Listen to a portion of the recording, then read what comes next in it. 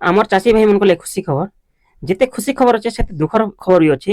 দেখুন, এপ্রিল 20 তারিখ অক্ষয় তৃতীয়া দিন আমি ভিডিও প্রচার করತೀನಿ 2000 টঙ্কা ব্যাংক আকাউন্ট আসবা বলি। 2000 টঙ্কা বর্তমান সুদ্ধা ব্যাংক আকাউন্ট মনকে আসি সারলান। আপন মনকর যদি আসি সারলা বলে কমেন্ট করবে, যেন ভাই মনকর যদি নিয়ে আসবার বলে भी সেমানে কমেন্ট করবে। মুই আপনে দেখে দেমি টঙ্কা মানে ব্যাংক আকাউন্ট আসি সারলান। 2 বছরରୁ আসবার আরাম ହେଇଛି ଟଙ୍କା ମାନେ। ହେଲେ ଆପଣ କାର୍ଡଟା ଆগে ବି ଆସିଥିବା, ପ୍ରଥମେ ଆଲଫାବେଟ୍ ହିସାବରେ ଟଙ୍କାଟା ମିଳିଛି, ଏ ବି ସି କେ ଯେନ୍ତା ମିଳିଛି ହେନ୍ତା ମିଳିଛି ଆଲଫାବେଟ୍ ହିସାବରେ। ଦେଖୁନ୍, ଜଣେ ଚାଷୀ ହିସାବରେ ବର୍ତ୍ତମାନ ଦୁଇଟା କିସ୍ତିରେ 2,000 4,000 ମିଳୁଛି। ଭୂମିହୀନକେ ସର୍ବମୋଟ 12,500, ତିନିଟା କିସ୍ତିରେ ପ୍ରଥମେ 5,000, ଦ୍ୱିତୀୟରେ 5,000, ତୃତୀୟରେ 2,500 ଟୋଟାଲ 12,500 ମିଳୁଛି। ଯେନ୍ ଚାଷୀ ଭାଇ ମାନେ ଯଦି 12,500 କମ୍ପ୍ଲିଟ୍ କଲେ ବୋଲେ ସେମାନକେ ଟଙ୍କାଟେ ନି ମିଲେନ। ଯେନ୍ ଚାଷୀ ଭାଇ ମାନେ ଆବେଦନ କରିଥିଲେ ନୂଆ ହେଇକୁ ପୁରୁଣା, ସେ ଚାଷୀ ମାନଙ୍କର ବ୍ୟାଙ୍କ ଆକାଉଣ୍ଟ ଟଙ୍କାଟା ଆସିଗଲା ନା। ଚାଲୁନ୍ ମୁଇଁ ଦେଖେଇ ଦଉଛେ ସେ ଚାଷୀ ଭାଇ ମାନଙ୍କର ଆସିଛି କି ନି। এটা জনে আমার চাষী ভাইଙ୍କର তাଙ୍କର মতে স্ক্রিনশট পঠাইছেন হোয়াটসঅ্যাপ রে। দেখুন, ওড়িশা গ্রামীণ ব্যাংক রে 2,000 টঙ্কা অলরেডি আসি গলা না। দেখুন লেখা ହେଇଛି সিএম কল্টিভেশন 20/4/2026 রে আসি টঙ্কাটা। ଆଉ ଗୋଟେ ଖାତା ଦେଖେଇ ଦଉଛେ ମୁଇଁ ଏୟାରଟେଲ পেমেন্ট ব্যাংক ର।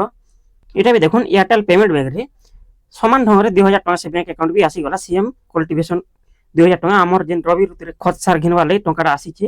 ହେଲେ ବହୁତ ଚାଷୀ ଭାଇ ଗଲା ନୂଆଖାଇରେ 51 ଲକ୍ଷ ଚାଷୀ ଭାଇ ପାଇଥିଲେ ସିଏମ୍ କିଷାନର 2,000 ଟଙ୍କା। ହେଲେ ଏଥର ବର୍ତ୍ତମାନ 10 ଲକ୍ଷ ଚାଷୀ କଟି ଯାଇଛନ୍। କେତେ ପାତର ଅନ୍ତର କରୁଛନ୍ ଓଡ଼ିଶା ସରକାର। ଜଣେ କେନ୍ତା ହେଲା ସେମାନେ କଟିଗଲା। ପେପର ଟିକେ ଆଜି ଦେଖମା, ପେପରରେ କାଣା ହେଇଛି ଆମେ ନଜର ପକାମା। এটা দেখুন, অক্ষয় তৃতীয়ারে 41 লক্ষରୁ ଅଧିକ ଚାଷୀଙ୍କୁ ସିଏମ୍ କିଷାନ ସହାୟତା ମାନଦଣ୍ଡ ପୂରଣ ନ ହେବାରୁ 10 ଲକ୍ଷ ହିତାଧିକାରୀଙ୍କୁ ବଞ୍ଚିତ। କନକ ନ୍ୟୁଜ ପେପରରେ ଦେଖୁন ଆଜି ଏକ ବଜେଟ ନ୍ୟୁଜରେ ଆସିଛେ, ଯେନ୍ଟା କି 10 ଲକ୍ଷ ଚାଷୀ ଭାଇ କଟି ଯାଇଛନ୍, 41 ଲକ୍ଷ ଚାଷୀ ଭାଇ ପାଇଛନ୍। ଯେନ୍ଟା କି 10 ଲକ୍ଷ ବୋଲେ ଗଲା ଥର 51 ଲକ୍ଷ ଚାଷୀ ଭାଇକି ମିଳିଥିଲା। 10 ଲକ୍ଷ କଟିଗଲା ମାନେ କେତେ ପାତର ଅନ୍ତର କରୁଛନ୍ ଚାଷୀ ଭାଇ ମାନକେ। ଅକ୍ଷୟ ତୃତୀୟାରେ ଅବସରରେ ଆଜି 41 ଲକ୍ଷ 68 ହଜାର ଚାଷୀଙ୍କୁ ମିଳିଛି ସିଏମ୍ କିଷାନ ସହାୟତା। ଚାଷୀଙ୍କ ବ୍ୟାଙ୍କ ଖାତାକୁ ଡିବିଟି ଜରିଆରେ 838 କୋଟି 48 ଲକ୍ଷ ଟଙ୍କା ପଠାଯାଇଛି।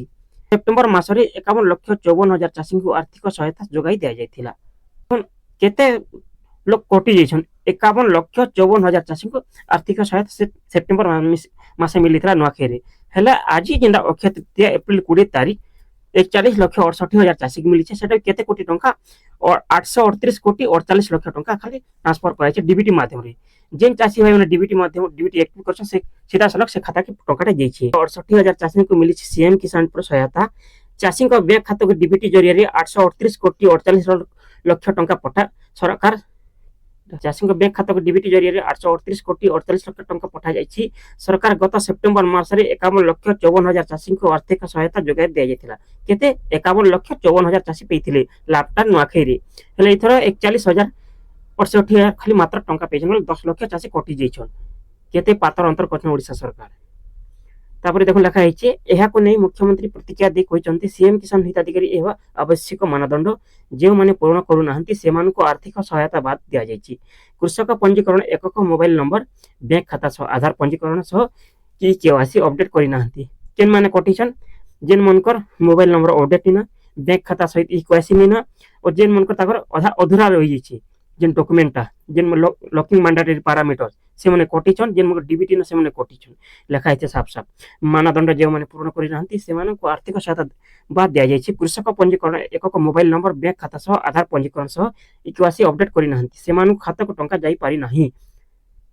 ନିଜ ଜିଲ୍ଲାର କୃଷି କାର୍ଯ୍ୟାଳୟକୁ ଯାଇ ଆବଶ୍ୟକ ମାନଦଣ୍ଡ ପୂରଣ କଲେ ହିତାଧିକାରୀଙ୍କୁ ଆର୍ଥିକ ସହାୟତା ପାଇପାରିବେ ବୋଲି ମୁଖ୍ୟମନ୍ତ୍ରୀ କହିଛନ୍ତି। ଦେଖୁନ୍, ଯେନ୍ ଚାଷୀ ଭାଇ ମାନଙ୍କର ଯଦି କିଛି ଭୁଲ ରହିଯାଇଛି ସେମାନେ ଟଙ୍କା ନି ମିଳିବାର ବେଳେ 10 ଲକ୍ଷ ଚାଷୀ ଭାଇ ମାନେ ନିକଟସ୍ଥ ଯେନ୍ କୃଷି କେନ୍ଦ୍ର ଅଛି ସେନେକି ଯିକିରି ବି କିମ୍ବା ନିଜର ଜିଲ୍ଲାର ଯେନ୍ଟା କି ଆମର ଚାଷୀ ଭାଇ କୃଷକ କେନ୍ଦ୍ର ଅଛି ସେନେ ବି ଜିଲ୍ଲାପାଳ ଯିକିରି ସେନେ ବି ଦରଖାସ୍ତ ଦେଇପାରିବେ। ଆଶା କରୁଛି আমার ভিডিও দ্বারা আপনারা কিছু শিখি পারথিবে। আমার ভিডিও আপনার পছন্দ আসলে আমার ভিডিও লাইক কমেন্ট শেয়ার করবে, আমার চ্যানেল সাবস্ক্রাইব করবে। ধন্যবাদ, নমস্কার।